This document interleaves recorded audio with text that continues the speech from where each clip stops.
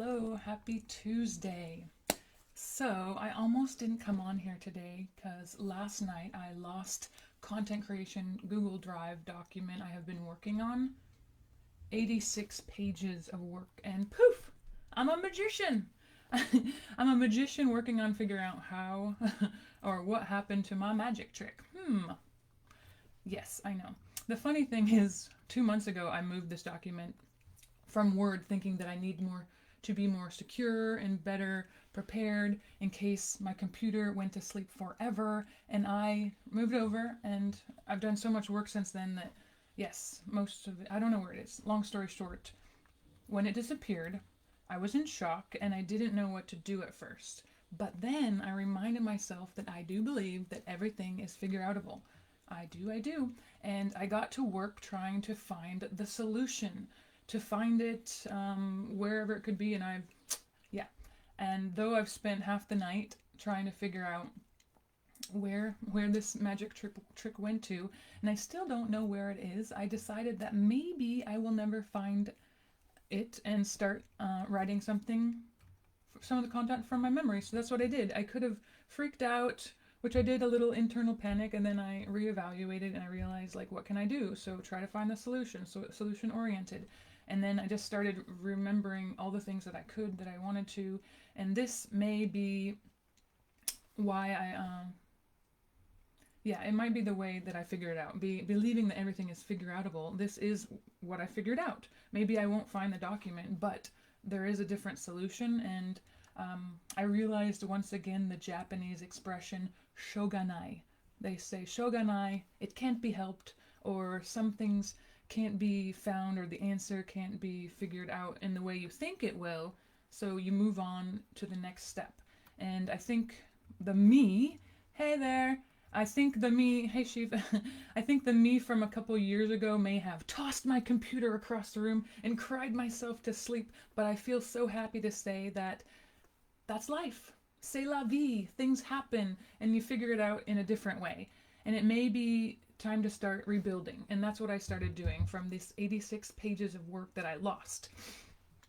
And it may be, I know that the gratitude practice and shifting my negative self-talk is a big reason why I reacted in that calm and solution-oriented fashion.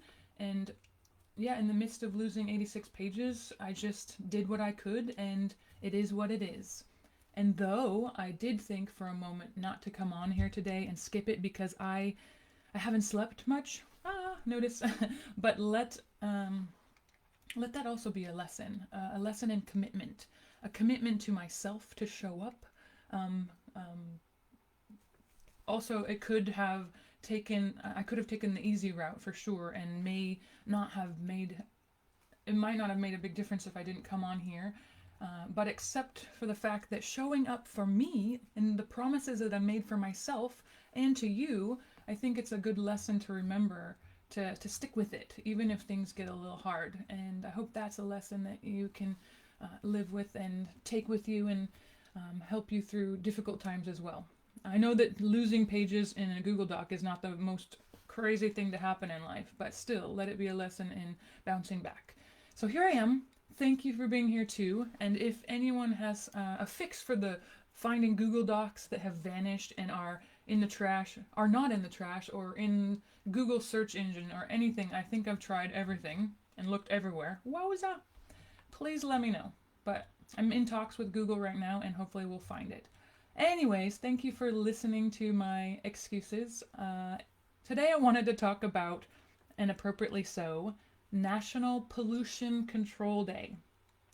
And while pollution to the environment and air quality is vitally important, I find it equally important to consider the awareness and control of our internal environmental health, capital MENTL, environmental health. Thinking of this internal pollution, have you ever noticed that some people are sometimes a little bit quick to tell you why something can't be done? Why a dream of yours is a little too far out of reach, or something like that. If you remember, Steve Jobs so eloquently quoted or stated, Don't let the noise of others' opinions drown out your inner voice. Have courage to follow your heart and your intuition. And while I think most often the best response to naysayers is, that's interesting, or thank you for sharing your opinion, or thank you for sharing your experience or your point of view, and leaving it at that. Hello, Carolyn. Hello, hello. I think sometimes, just sometimes, we can respond and give people an opportunity to think a little deeper on their end from where they are coming from. So, if someone says to you, it sounds too difficult, your plan, your dream, it sounds too difficult, smile on the inside and say, either out loud or to yourself, I like a good challenge. I grow best when I challenge myself. Also, if someone says something like, that's impossible, can't do that, smile on the inside and say, either out loud or to yourself, interesting, or it can be done. Brendan Burchard says, if someone says to you, be realistic, respond to them and say, be a little more courageous.